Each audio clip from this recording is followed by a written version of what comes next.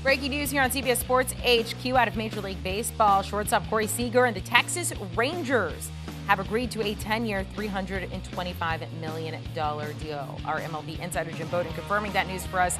The 2020 World Series MVP spent the first 7 seasons of his career with the Dodgers.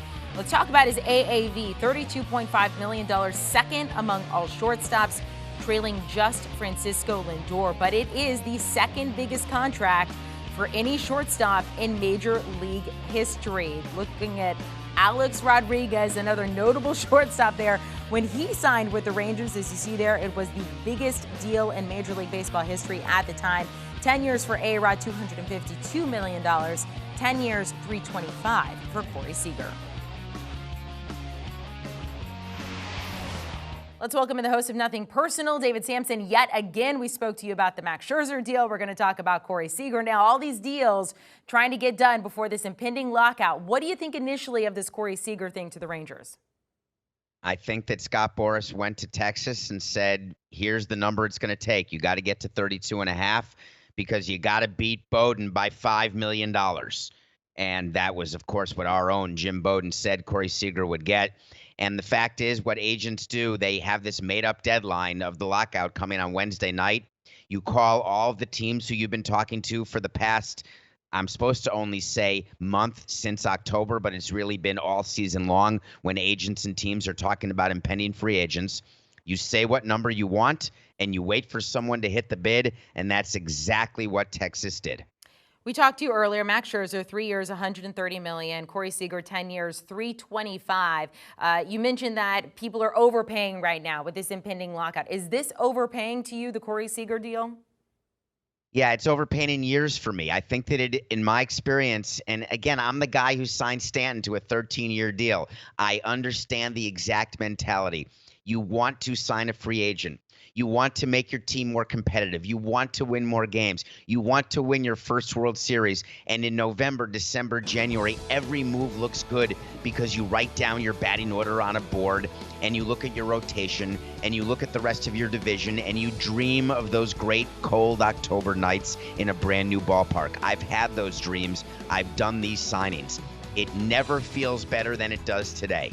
It is highly unlikely that Corey Seager will be a productive major leaguer for 10 straight years to the point of making $32.5 million. But what John Daniels had to do as the president of baseball operations for the Rangers is you speak to your owner and you say, you understand the signings we're doing. Our payroll must be in the 180 range in order for this team to win.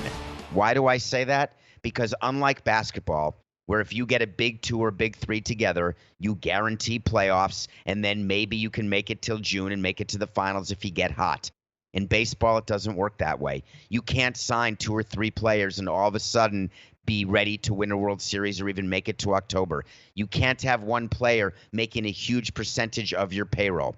So just take Semien, take Gray, who they just signed, take Seager, and you're already talking about $80 million.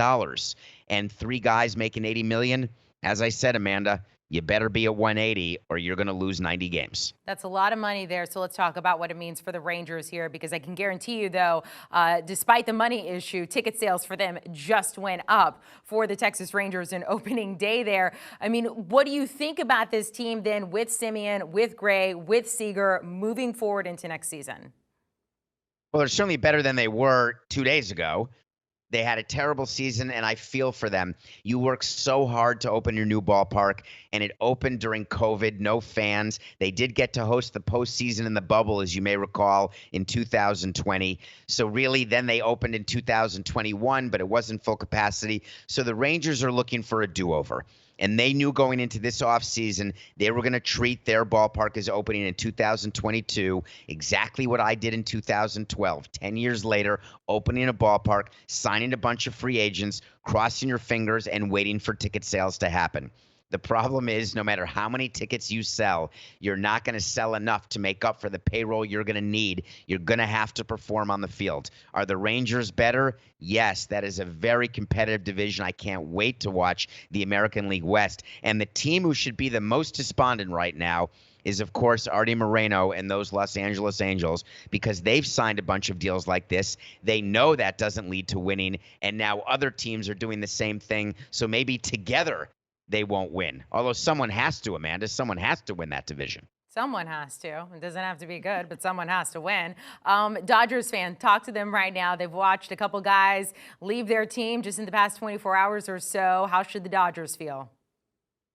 Andrew Friedman, if he got truth serum put in him like the booster, he would tell you that when they traded for Trey Turner, that was the end of Corey Seager. It makes 0 sense to give a shortstop $32.5 million named Corey Seager when you've got Trey Turner, who may be just as good, maybe a smidge better than Corey Seager, if you can even believe I'm saying that.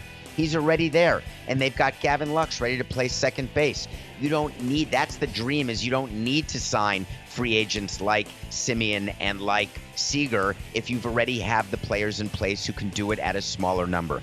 The Dodgers spend smart money, not stupid money. Andrew Friedman is the best in the business, and top, certainly on the podium right now in terms of people who run organizations. So if you are a Dodgers fan, don't panic.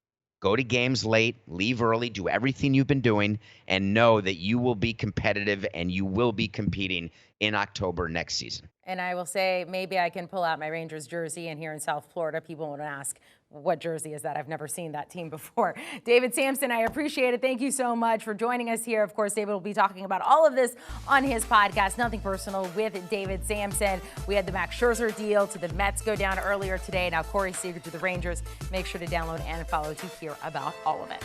Do you want a sports network that delivers everything that matters about the game? The highlights, the picks, the instant analysis, no yelling, no fake debates, no politics. Hit the subscribe button and never miss a moment.